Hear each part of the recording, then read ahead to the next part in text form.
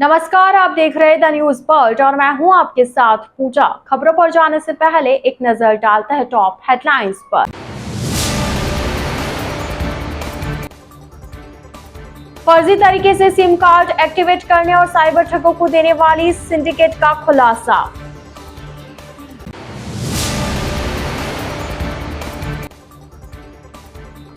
संसदीय कार्य मंत्री ने की जन सुनवाई, आमजन की सुनी समस्याएं।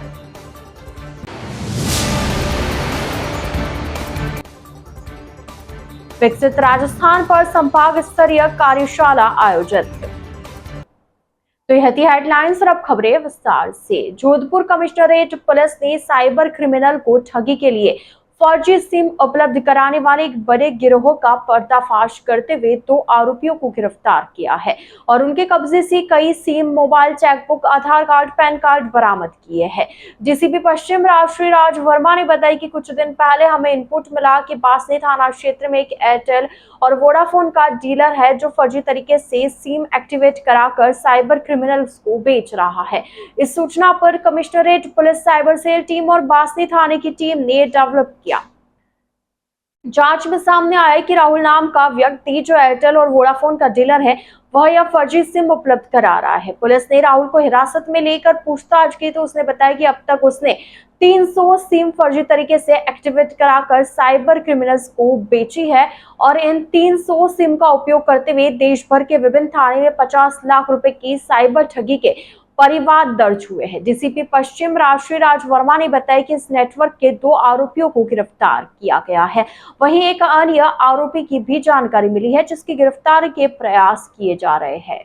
कुछ दिन पहले हमारे पास सूचना आया कि एक एयरटेल और वोडाफोन का एक ऑथराइज्ड एजेंसी है बासनी थाना एरिया में, जो कि फर्जी तरीके से सिम एक्टिवेट कराकर आगे साइबर क्रिमिनल्स को बेच रहा है।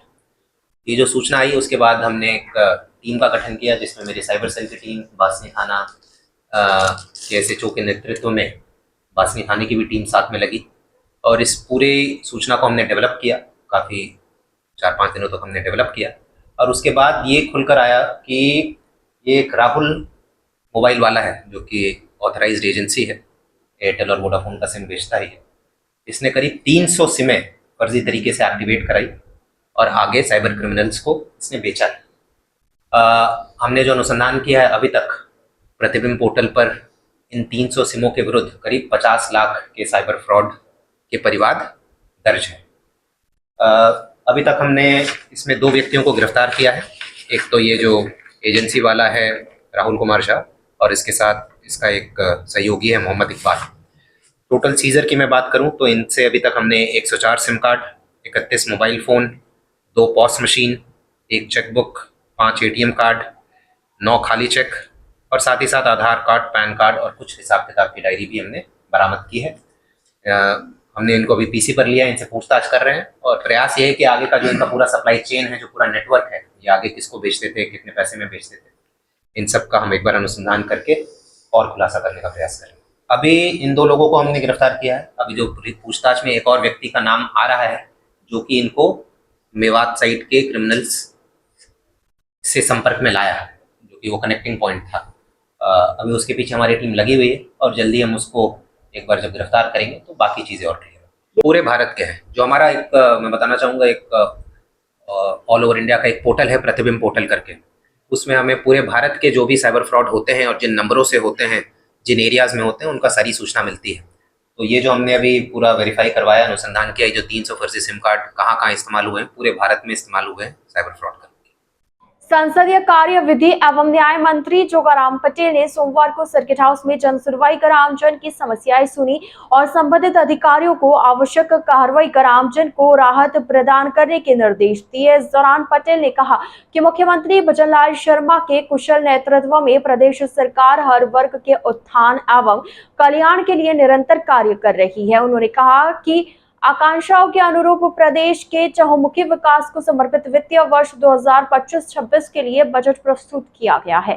बजट घोषणाओं का तय समयावधि में धरातल पर क्रियान्वयन सुनिश्चित किया जाएगा। संसदीय कार्य मंत्री ने कहा, अल्प अवधि में प्रदेश के सड़क तंत्र को मजबूती प्रदान करने की दिशा में 9,600 किलोमीटर से अधिक नवीन सड़कों का निर्माण एवं 13,000 किलोमीटर से अधिक सड़कों का उन्नयन किया गया। उन्होंने कहा, आगामी वर्ष में सड़क तंत्र के सुदृढ़ीकरण के लिए लगभग 7,690 करोड़ रुपए का बजट आवंटित किया गया है। मुख्यमंत्री आयुष्मान आरोग्य योजना के अंतर्गत लगभग 35 लाख प्रदेशवासियों को चिकित्सा लाभ प्राप्त हुआ है। आगामी वर्ष में 20 लाख घरों में पेयजल कनेक्शन दिए जाएंगे। उन्होंने कहा कि प्रदेश के ग्रामीण क्षेत्रों में पेयजल सुविधा के लिए 425 करोड़ रुपए से अधिक की लागत के कार्य करवाए जाएंगे। संसदीय कार्य मंत्री ने आमजन की समस्याओं को सुना तथा संबंधित अधिकारियों से वस्तु स्थिति की जानकारी लेते हुए उनके संतोषपूर्ण एवं त्वरित समाधान के लिए व्यापक दिशा निर्देश प्रदान किए।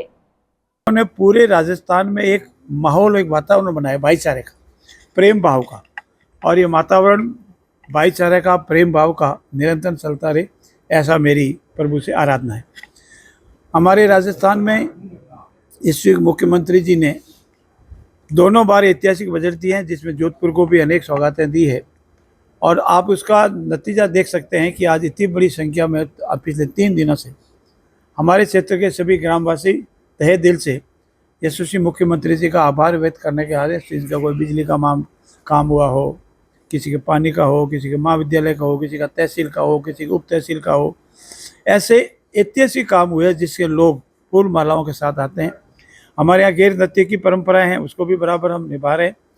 और मैं पुनः प्रभु से प्रार्थना करता हूँ कि हमारे यशस्वी मुख्यमंत्री जी के हाथ मजबूत करें, हम निरंतर सेवा में लगे रहें, और 2047 तक हमारा जो विकसित और समृद्ध राजस्थान प्रदेश का हमारा संकल्प है, उसको हम पूरा करेंगे। हम पंचवर्षीय योजनाओं में विश्वास नहीं करते, हम लंबी योजनाओं में, दीर्घकालीन योजनाओं में विश्वास करते हैं। कुछ लोगों की आदत है, बैंड बजा देंगे, गमछा हिला देंगे, ईंट से ईंट मिला देंगे। अब उसका परिणाम आपके सामने है। चाहे राजस्थान हो, बाई इलेक्शन में 3 विधानसभाओं में जिनकी बैंड किसकी बनी, गमछा किसका हिला। महाराष्ट्र हो, हरियाणा हो, दिल्ली हो, बैंड किसकी बजी। अभी जब नगर निकाय और पंचायत राज के चुनाव हुए, तब ईंट से ईंट किसने बजाई, ये सब आपके सामने है। हम उनसे यही निवेदन करते हैं कि हम सब प्रेम भाव से मिलकर के अपने देश और प्रदेश के विकास की ओर ध्यान दें, और जब समय आता है चुनाव का, तब अपने अपने ध्येय के अनुसार आवश्यक कार्रवाई करें, लेकिन शब्दावली का प्रयोग करते समय विचार करना चाहिए। वो संस्कृति हमारे में नहीं है। एक माननीय मुख्यमंत्री ने अपने उप मुख्यमंत्री के लिए, अपने प्रदेश अध्यक्ष के लिए किन शब्दों का प्रयोग किया, उन शब्दों का प्रयोग मैं नहीं करता हूँ।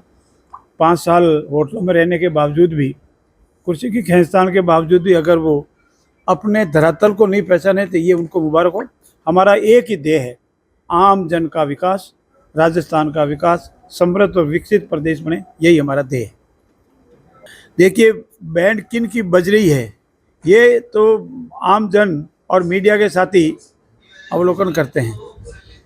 बैंड बजा देंगे, ईंट से ईंट बजा देंगे, नाथिका का माड़ा कर देंगे, सफाया कर देंगे, ये शब्द उनके ही मुबारक हो। और वो धीरे धीरे धीरे इन्हीं शब्दों के आधार पर पूरे हिंदुस्तान में साफ हो गए, राजस्थान में साफ हो गए। और आधे से अधिक सदस्य ऐसे हैं जो हमको रात और दिन मिलते हैं, हमसे बात करते हैं कि साहब हमारे समझाने के बावजूद ये नहीं मानते हैं, ये ऐसे ही रहेंगे, और सफाया किन का होने वाला है, वो कांग्रेस के सही बात की। मैं मित्रों, आपके माध्यम पूरे राजस्थान प्रदेशवासियों को एक निवेदन करना चाहता हूँ। ये साक्षी है राजस्थान विधानसभा, हमारे यशस्वी मुख्यमंत्री जी के एप्रोप्रिएशन बिल पर जो हमारा जवाब हुआ, उस पर कांग्रेस ने, साथियों ने लगातार 5 मिनट तक टेबलें बजा करके मेजें थपथपाई, और उनके साथी कह रहे हैं कि बैंड बजा देंगे। अब आप कल्पना कर सकते हैं कि उनका मन में क्या है और नेताओं के जुबान पर क्या है। जुबान और मन का फर्क कांग्रेस जब तक नहीं मिटाएगी, तब तक बैंड उनकी बजती रहेगी, ऐसा ही मेरा मानना है। जयनारायण व्यास विश्वविद्यालय के IQAC सेल और राजस्थान विश्वविद्यालय जयपुर के लीड नॉलेज इंस्टीट्यूट की ओर से विकसित राजस्थान 2047 विजन मिशन व चैलेंजेस विषयक संभाग स्तरीय कार्यशाला का आयोजन सोमवार को विश्वविद्यालय के केंद्रीय कार्यालय स्थित बृहस्पति भवन में किया गया। IQAC की निदेशक प्रोफेसर संगीता लुंकर ने बताया कि उद्घाटन समारोह में मुख्य अतिथि शहर विधायक अतुल भंसाली थे। कार्यशाला में मुख्य अतिथि अतुल भंसाली ने विद्यार्थियों एवं शिक्षकों को राजस्थान बजट 2025-26 के बारे में जानकारी दी। उन्होंने कहा कि यह बजट प्रदेश में विकास की नई गाथा लिखेगा। वहीं विशिष्ट अतिथि के तौर पर नगर निगम दक्षिण की महापौर वनीता सेठ और JDA के पूर्व अध्यक्ष प्रोफेसर महेंद्र सिंह राठौड़ उपस्थित रहे। वहीं अध्यक्षता विश्वविद्यालय के कला संकाय के डीन प्रोफेसर मंगलाराम विश्नोई ने की। जनता वही है, देश वही है और राज्य, और जब तक हम उस औरे से बाहर आकर कि हम हमारे राजनीतिक स्वार्थ की सिद्धि से बाहर आकर अगर हमारे देश और राजस्थान की सिद्धि के लिए अगर हम काम नहीं करेंगे, तब तक ये हालतें इसी प्रकार चलती रहेगी और बदलती रहेगी। और ये विकसित राजस्थान जो है ये क्यों है, ये नया शब्द नहीं था। ये हमारे देश के यशस्वी प्रधानमंत्री आदरणीय नरेंद्र भाई मोदी ने जब 2014 के अंदर इस देश का एक प्रधानमंत्री जनसेवक होने के नाते एक विजन पूरी दुनिया के सामने, पूरे देश की जनता के सामने रखा। उनका ये एक विजन क्लियर था कि आज़ादी के इस स्वर्णिम काल में 2047 में जब हिंदुस्तान आज़ादी के 100 वर्ष पूरे करेगा, तब तक भारत एक विकासशील देश से विकसित देश की श्रेणी में आ जाना चाहिए। और जिस तरह से हमारी $1 ट्रिलियन इकोनॉमी को होने में कितना टाइम लगा, फिर 2 ट्रिलियन से जल्दी हुई, 3 ट्रिलियन उससे जल्दी हुई, और हम 5 ट्रिलियन की जो बात 2030 की कर रहे हैं वो भी शायद हम 2028-29 में ही अचीव कर लें। राजस्थान की लीड नॉलेज इंस्टीट्यूट राजस्थान विश्वविद्यालय के संयुक्त तत्वाधान में जयनारायण व्यास विश्वविद्यालय के IQAC सेल ने आज विकसित राजस्थान 2047 पर एक कार्यशाला का आयोजन किया है। और इस कार्यशाला का मुख्य उद्देश्य जो है कुछ बिंदुओं पर चर्चा करना, और हमने कुल 9 बिंदु यहाँ पर सिलेक्ट किए हैं जिन पर हमने 9 अलग अलग विषय विशेषज्ञों को आमंत्रित किया है जो यहाँ पर हमें उस विषय पर हमारा ज्ञानवर्धन करेंगे। और साथ में 2047 में हमारा राजस्थान कैसा होगा, कितना उन्नत होगा, कितना प्रबुद्ध होगा, उसकी हम एक परिकल्पना यहाँ पर करेंगे। और इन्हीं उद्देश्यों के साथ कि हम एक विकसित राजस्थान का अच्छा प्रारूप देखें और हमारा एक एक जो अभी विद्यार्थी है, हमारा एक एक रिसर्चर है, और हमारे जो इंडस्ट्रियलिस्ट और अन्य पॉलिसी मेकर्स भी हमारे साथ आज सम्मिलित हुए हैं। और उनमें कई लोग जैसे उत्साह चौधरी जी को भी हमने आमंत्रित किया है, वो अर्बन डेवलपमेंट पे अपना वक्तव्य देंगे। हमने आमंत्रित किया है डॉक्टर OP यादव सर जो कि आफरी काजरी के डायरेक्टर हैं। और हमने इसके अलावा भी इंडस्ट्रियलिस्ट में श्री अनुराग जी लोहिया को बुलाया है जो अपना वक्तव्य इंफ्रास्ट्रक्चर एंड इंडस्ट्रीज़ पर देंगे। श्री सुशील शर्मा जी हमारे साथ रहेंगे जो अपना वक्तव्य जो है स्किल डेवलपमेंट और एंटरप्रेन्योरशिप पर देंगे। इसके अलावा SK सिंह साहब, प्रोफेसर अखिल रंजन गर्ग और प्रोफेसर सुशील सारस्वत भी अलग अलग विषयों पर इस परिचर्चा में रिसोर्स पर्सन्स की तरह यहाँ पर आमंत्रित हैं। जयनारायण व्यास विश्वविद्यालय पेंशनर्स सोसाइटी द्वारा पेंशन को लेकर सोमवार को कुलपति कार्यालय के बाहर प्रदर्शन किया गया। JNVU पेंशनर्स सोसाइटी के अध्यक्ष प्रोफेसर रामनिवास शर्मा ने बताया कि पिछले लंबे समय से पेंशन भुगतान में देरी हो रही है। प्रति माह पेंशन भुगतान नहीं होने से वरिष्ठ नागरिक पेंशनर्स आर्थिक संकट का सामना कर रहे हैं।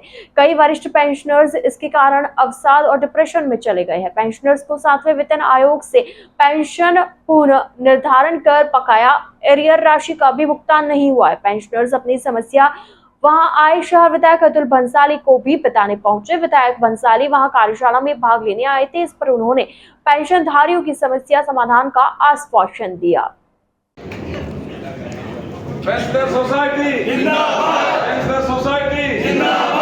जयनारायण व्यास विश्वविद्यालय पेंशनर सोसाइटी और संघर्ष समिति का आज ये धरना और प्रदर्शन था। कुलपति ने हमें आश्वासन दिया था कि होली के पहले आपको 1 महीने की पेंशन दे दी जाएगी, लेकिन होली निकल गई, होली के बावजूद भी उन्होंने पेंशन नहीं दी। और कुलपति को आज यहाँ होना चाहिए था, लेकिन कुलपति और रजिस्ट्रार दोनों दुम दबा करके और जयपुर चले गए। तो हमारा ये रोष और प्रदर्शन इसीलिए है कि हमारी पेंशनर्स की समस्या का वो न तो स्थायी समाधान चाहते हैं और न अस्थायी समाधान चाहते हैं, क्योंकि इनके पास स्थायी समाधान नहीं है। राज्य सरकार से भी हम लड़ाई कर रहे हैं, लेकिन अभी उसके लिए हमें और आगे संघर्षरत रहना पड़ेगा, क्योंकि राज्य सरकार को झुकाना थोड़ा कठिन होता है। हमारा स्टेट लेवल का जो फेडरेशन है विश्वविद्यालय पेंशनर्स का, उस फेडरेशन की मीटिंग में 25 तारीख को जो हुई थी, 25 फरवरी को, उसमें 700 लोग इकट्ठा हुए थे पूरे राजस्थान के पेंशनर्स में से। और वहां पर इतनी बड़ी प्रेस कॉन्फ्रेंस हुई जिसको जयपुर के पत्रों ने, समाचार पत्रों ने इतना वाइडली पब्लिसाइज किया कि राज्य सरकार ने उसका कॉग्निजेंस तो लिया है, लेकिन उस लेवल तक नहीं कर पाए जिस लेवल तक हम एक्सपेक्ट कर रहे थे। सोसाइटी और पेंशनर संघर्ष समिति के संयुक्त तत्वाधान में आज का ये कार्यक्रम आयोजित किया गया। जैसा कि पूर्व निर्धारित कार्यक्रम था, हमने वाइस चांसलर को ये पत्र दे दिया था कि 17 तारीख के पहले 15 तारीख तक हमारी पेंशन खाते में जमा हो जाती है, और एक दो हमारे छोटे मोटे इशू हैं जो उनके स्तर के ही हैं, वो पूरे हो जाते हैं तो हमें आंदोलन नहीं करना पड़ेगा। अन्यथा 17 तारीख को हम यहाँ आंदोलन करेंगे और रूपरेखा बनेंगे कि आगे भविष्य में क्या करना है। उसके तहत हम यहाँ एकत्रित हुए और ऑफिस में ना रजिस्ट्रार है, ना कुलपति महोदय हैं। राजाराम जी का मेरे पास फोन आया कि साहब आज जयपुर गए हुए हैं। मैं जयपुर जाए, दिल्ली जाए, बम्बई जाए, जहाँ भी जिनकी इच्छा जाए, हम हमारा हक मांग रहे हैं, कोई भीख नहीं मांग रहे। पेंशन का वादा था, वादा खिलाफी करके यहाँ से गए। और होली हमारे कर्मचारियों ने बिना पैसों के किस प्रकार से होली मनाई होगी, या तो वो कर्मचारी जानते हैं या हमारा ईश्वर जानता है। इस मांग को लेकर हमने यहाँ प्रदर्शन किया। भारी तादाद में हमारे कर्मचारी यहाँ एकत्रित हुए। इस मंच के माध्यम से मैं ये घोषणा करता हूँ, और ये जो निर्णय हुआ है वो बताते हैं कि ये प्रदर्शन और धरना कन्वोकेशन तक जारी रहेगा। अगर हमें पेंशन मिल जाती है तो कहता हूँ सिर्फ हंगामा खड़ा करना मेरा मकसद नहीं, और सूरत बदलनी चाहिए। अगर हमें पेंशन मिल जाती है तो स्वतः ही हम इस धरने को हटा लेंगे, और हमारे एक दो इश्यू है वो पूरे हो जाते हैं तो हमें कोई शौक नहीं है। अन्यथा कन्वोकेशन होता रहेगा, होएगा, करें वो, हमारे यहाँ पर प्रदर्शन और धरना जारी रहेगा। श्री श्रीमाली ब्राह्मण समाज जोधपुर द्वारा होली के उपलक्ष्य में चांदपोल स्थित समाज भवन शिवबाड़ी में होली स्नेह मिलन और श्लील गायन का कार्यक्रम आयोजित किया गया। समाज के अध्यक्ष महेंद्र बोरा और मंत्री नरेंद्र राज बोहरा ने बताया कि रमनलाल त्रिवेदी और पंडित गोपाल ओझा के निर्देशन में आयोजित इस कार्यक्रम में सर्वप्रथम रमनलाल त्रिवेदी द्वारा सरस्वती वंदना की गई। इसके बाद धर्मेंद्र बोहरा, वीरेंद्र राज जोशी, राजीव जोशी, जितेंद्र राज जोशी, प्रेमदत्त ओझा, रमेश बोहरा, सुरेंद्र कुमार त्रिवेदी, हेमंत व्यास, मुकेश बोहरा, गोपाल भट्ट ने अपनी प्रस्तुतियों से श्रोताओं को झूमने पर मजबूर कर दिया। अंत में सामूहिक रूप से मुजरो हालरियो गीत प्रस्तुत किया गया। इस अवसर पर 50 वर्षों से श्लील गायन प्रस्तुत करने वाले चंचल कुमार दवे को अखिल भारतीय विद्यार्थी परिषद के पूर्व प्रदेशाध्यक्ष हेमंत घोष द्वारा लाइफ टाइम अचीवमेंट अवार्ड और इसी क्षेत्र में स्वर्गीय विश्वेश्वर दत्त व्यास को मरणोपरांत इस सम्मान से नवाजा गया। ऐसे आयोजन हमेशा लगातार जारी रहे, और जो भी आपने जो विकास की जो बातें यहाँ पर कही गई है, ये तो सभी लोग मिलकर, विकास ऐसी प्रक्रिया है कि निरंतर प्रक्रिया है। ये तो एक काम होता है तो दूसरे कई काम और जाग जाते हैं। तो ये तो मिलकर अपन सभी लोग मिलकर विकास के अंदर अपनी भागीदारी निभाएं।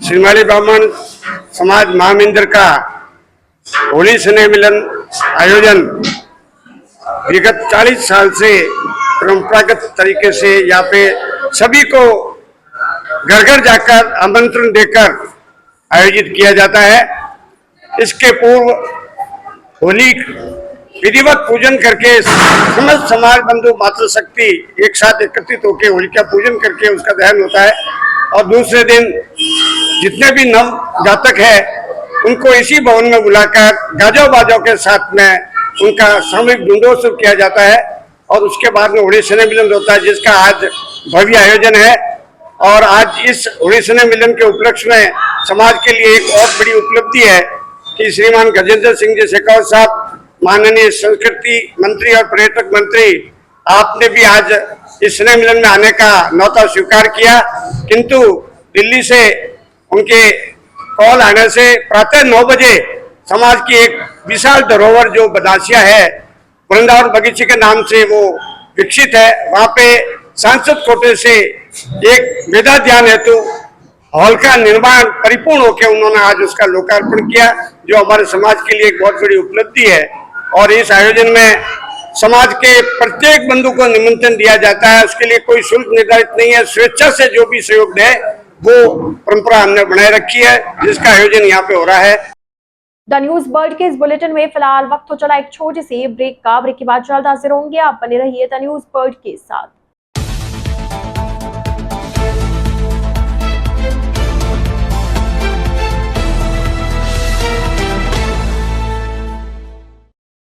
ब्रेक के बाद आपका स्वागत है। बदले परिवेश में नीलगाय जंगलों से निकलकर शहरों की ओर कूच करने लगी है। उसी का नतीजा है कि जोधपुर में नीलगायों का एक झुंड घुस गया है, जो कभी किसी इलाके में दिखाई देता है तो कभी किसी इलाके में। सूर्यनगरी जोधपुर में नीलगाय का खतरा लगातार बढ़ता जा रहा है। हर दूसरे और तीसरे दिन अलग अलग क्षेत्र में नीलगाय देखी जा रही है। जोधपुर के रातानाडा क्षेत्र में एक ही दिन में 2 जगह नीलगाय के पहुंचने से लोगों में किसी न किसी प्रकार की दुर्घटना का भय बना हुआ है। जोधपुर के रातानाडा स्थित पुलिस लाइन रोड पर, जहां सड़क के बीचों बीच नीलगाय के विचरण करने से आने जाने वाले लोगों को सड़क दुर्घटना का भी खतरा बना हुआ है, तो वहीं दूसरी ओर उम्मेद भवन पैलेस के पास हेरिटेज कॉलोनी के रास्ते पर भी नीलगाय ने डेरा डाला हुआ है। पिछले दिनों कुड़ी क्षेत्र और बोरानाडा रोड पर भी नीलगाय देखी गई। जिस प्रकार नीलगाय की संख्या जोधपुर में बढ़ रही है, उसके चलते वन्यजीव संरक्षण और वन विभाग के अधिकारियों को मिलकर अभियान चलाते हुए एक सर्च ऑपरेशन चलाने के साथ इनको शहर से बाहर करने की आवश्यकता है।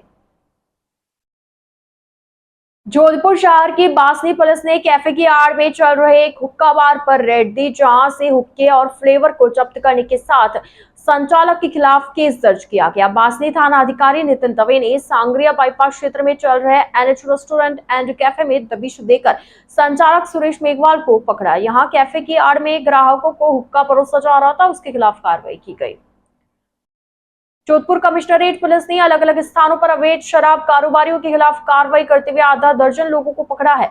पुलिस ने देसी व अंग्रेजी शराब और बियर को जब्त किया। माता का थान थाने के हेड कांस्टेबल गोपाल सिंह ने ओमनगर माता का थान क्षेत्र में अवैध रूप से शराब और बियर बेच रहे भवानी सिंह को गिरफ्तार कर उसके कब्जे से 71 पव्वे देसी शराब, 64 पव्वे अंग्रेजी शराब और 65 बोतल बियर की जब्त की। इसी तरह देवनगर थाने के एएसआई पेमाराम ने बॉम्बे मोटर्स चौराहे के पास अवैध रूप से शराब बेच रहे राकेश भट्ट को गिरफ्तार कर 48 पव्वे जब्त किए। जोधपुर के भीतरी शहर में स्थित गोड़ो का चौक में एक ज्वेलर की दुकान में अचानक आग लग गई। आग लगने से क्षेत्र में अफरा तफरी फैल गई। आग लगने की सूचना मिलने के बाद फायर ब्रिगेड की गाड़ियां मौके पर पहुंची और आग पर काबू पाया गया। साथ ही लाखों का सामान जलकर खाक हो गया।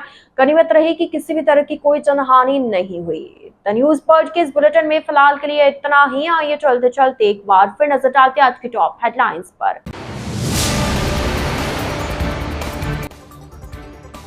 फर्जी तरीके से सिम कार्ड एक्टिवेट करने और साइबर ठगों को देने वाली सिंडिकेट का खुलासा।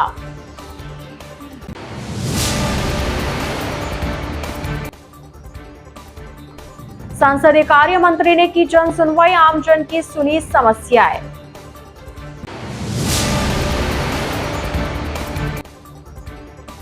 विकसित राजस्थान पर संभाग स्तरीय कार्यशाला आयोजित। तो अब दीजिए इजाजत पूजा को और आप इसी तरह बने रहिए द न्यूज वर्ल्ड के साथ। नमस्कार।